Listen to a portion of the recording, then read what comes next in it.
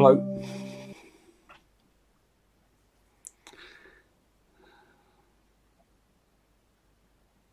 I was reading a story, one of these wonderful stories of Neem Karoli Baba, and I'm always telling these stories. There's so many of them, and in the story, it's a true story of one of his devotees. He's a teacher, and so one of his devotees was a scientist, and his best friend, who was also a scientist, was always teasing him and saying, "Why, such an intelligent man like you, why are you taken in by these frauds, these guru frauds? And I can't believe it with your scientific views." And he couldn't understand. Always teasing him about it. And so the devotee, he just said, "Look, I don't try and convert you or anyone, so you could just leave me alone."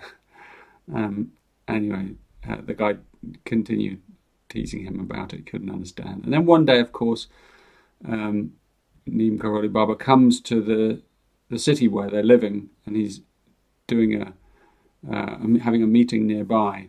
And so the devotee goes to see him, and his friend decides to come along and see for himself this fraud. He assumes, this fraud who's kind of kidnapped the psyche of his great friend, and how he wants to see for himself. And so he turns up, and when Maharaji, that's the name of the teacher, Maharaji sees him, the friend, the first thing he says to him is, "Oh, welcome, you forgot to wear your locket today. You must go and put it back on." And the man is absolutely stunned, and he turns to his friend and he says, "This locket he's speaking of is a locket I was given when I had cancer many, many years ago, 20 years ago, and a very precious man gave me this locket and said, always, the man that saved me, the doctor, he said, always wear this locket as a memory that you'll always be well." And he'd worn this locket every day of his life until that moment, until that day. And it was the only day he'd forgotten ever to put it on. He'd left it in the bathroom. And that was his introduction to Maharaji. And from that moment on, he became a devotee of Maharaji.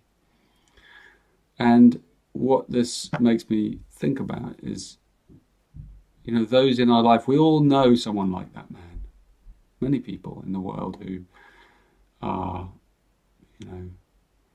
skeptical, cynical, defensive,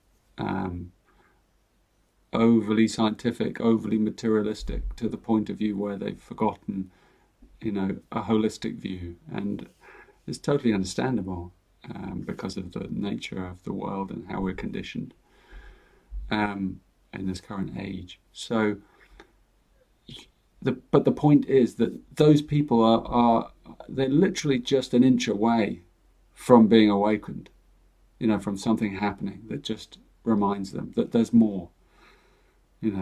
So it's not our job to convert them in any way. And in fact, all those people like that who have skepticism for your path, my recommendation is not to put yourself in a position where you need to be in any way defensive. So you just simply don't go there. You just simply say, "Look, this is my way. It's part of who I am," and you don't preach it or try and convert anyone or anything like that. You just, in fact, you almost go the opposite way. You almost go into small talk. You don't always have to be talking about it. This is the approach I take. I find with people that, unless they directly ask me, I will not tell them what I really do, or who I am. And they've really got to want to know. Even if I tell them, yes, I've written this book and and it's spiritual and all that, if they drop it, I don't go any further. They have to really probe if they really want to know. They really got to prove that they want to know. And then I'll open up, and if they're willing to make the time and the space, which is rare in this day and age. So I recommend that you play hard to get like that, and that that's how you approach those kind of people, that you don't feel in any way pressured around them, that you enjoy their company as one human to another. You just enjoy their company and surprise them by buying them a drink, or being generous, or extending some humanity towards them. Listen to them, listen to their story, without the need to have them hear yours. And then you'll gain their trust, or not. But that's the approach. I have these wonderful Jehovah's Witnesses. We all know them. They come to your door, and they always come to our door. And they, I also think they must be very lonely to keep going to people's doors, strangers. And they're very lonely because they feel that they have a message that they need to convert others to. And they, to be fair to them, they're very gentle about how they approach. But they still approach, and I'm always very open to them coming, and I talk to them a little bit and try not to scare them off too much. And they give me these things, and this is what I'm going to finish with today, because sometimes there's great value that these little things that they have, and I always skim through them and read them. And there's a really nice one on here from the Bible, from Psalm 37. And I'm not a Christian in that sense, but I am a follower and a devotee of Christ for sure, and many other teachers. Just a little while longer, and the wicked will be no more.